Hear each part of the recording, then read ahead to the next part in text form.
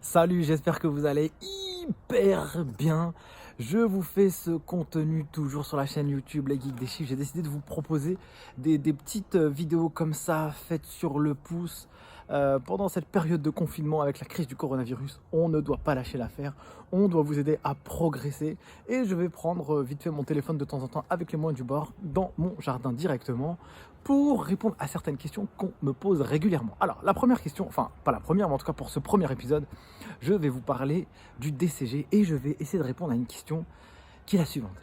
Nicolas, est-ce que le DCG est-il dur? Ça, c'est quelque chose que je reçois souvent. Et en fait, il n'y a pas de réponse magique là-dessus. Imaginez-vous un enfant. Là, par contre, c'est vraiment mon cas de figure en ce moment.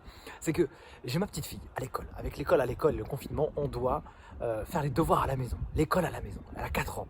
Et donc, pour elle, elle doit apprendre des nombres, des chiffres. Voilà, elle doit faire des chiffres, elle doit dessiner des chiffres. Est-ce que pour elle, c'est dur? Bien sûr que c'est dur. Pourquoi? Parce qu'elle ne l'a jamais vu. Et elle commence à le faire maintenant. Et ça commence à rentrer au fur et à mesure qu'elle apprend, qu'elle pratique, qu'elle réalise et qu'elle fait. Avec le DCG, c'est la même chose. Le DCG, pour moi, c'est un diplôme qui est accessible pour n'importe qui a envie de le faire, n'importe qui a envie de se donner les moyens pour pouvoir réussir.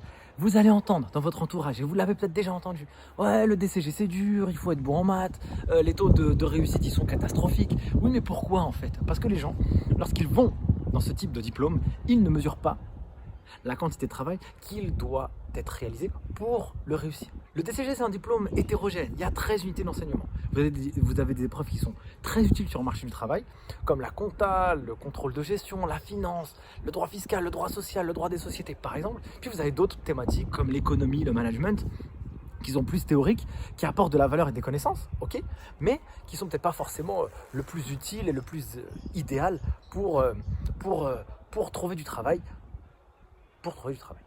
Donc, est-il dur? Eh bien, en fait, non, il n'est pas dur. Il n'est pas dur si vous travaillez pour pouvoir le réussir. Une des règles simples pour réussir dans le DCG, traditionnellement, le DCG, il se déroule sur 3 ans à peu près. Vous avez 13 épreuves qui sont découpées sur ces 3 années.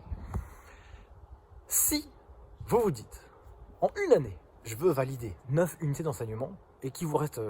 pas une année, mais qu'il vous reste pas 2-3 mois pour pouvoir le faire, ça va être difficile. Là, c'est sûr que ça va être dur. Et il va falloir faire mal. Mais le DCG, c'est possible. Il faut juste avoir une bonne organisation de travail pour pouvoir le réussir. Sur la chaîne, vous avez forcément une vidéo qu'on a fait là-dessus sur comment réussir et les bonnes astuces pour réussir son DCG et réussir ses examens du DCG. Il faut avoir une bonne organisation de travail. Il faut se fixer des objectifs qui soient smart et atteignables. En gros, si vous avez une année, faites 4 unités d'enseignement. 4 UE, une année. Et puis vous ferez les autres l'année d'après. Ne faites pas 10 UE sur une année. Je ne dis pas que c'est impossible, je ne dis pas que c'est infaisable. N'écoutez pas ceux qui vous disent que c'est infaisable. Faites votre propre opinion, c'est ça qu'il faut faire. Parce qu'on a trop d'exemples qui démontrent que des fois, il y a des vérités générales, puis il y a des gens qui sortent du lot juste parce qu'ils se sont dévoués à un projet qui est le suivant. Par exemple, avoir son DCG, ça peut être un projet d'une période et rien d'autre ne peut passer. Donc si vous êtes dans cet état d'esprit, ce mindset de winner, de gagnant, pour avoir la pêche, pour pouvoir le réussir, vous y arriverez en fait. Donc le DCG, est-ce qu'il est dur? Oui, si vous ne travaillez pas. Oui, si vous ne prenez pas en mesure la quantité de travail qui vous fournit. Oui, si vous y prenez à la dernière minute. Oui, si vous ne travaillez pas régulièrement. Oui, si vous ne faites pas un planning de révision efficace, précis. Oui, si vous faites toutes les épreuves en une année. Oui, si vous ne faites pas ce qu'il faut en fait, tout simplement. À titre personnel, j'ai fait 3 unités d'enseignement en candidat libre lorsque j'ai passé le DCG. J'ai révisé en un peu plus que 3 semaines et j'étais salarié à temps complet. Et j'ai validé mes épreuves.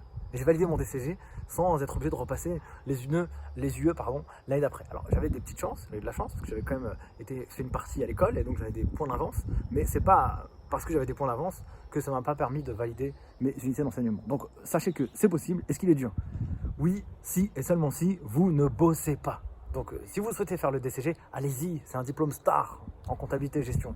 Un des premiers paliers vers l'expertise comptable, ultra réputé par les entreprises, ultra bien coté sur le marché. Donc si vous souhaitez y aller, allez-y. C'est mon mot d'ordre. Bon, je vous dis à bientôt pour le prochain épisode, quoi. Allez, ciao!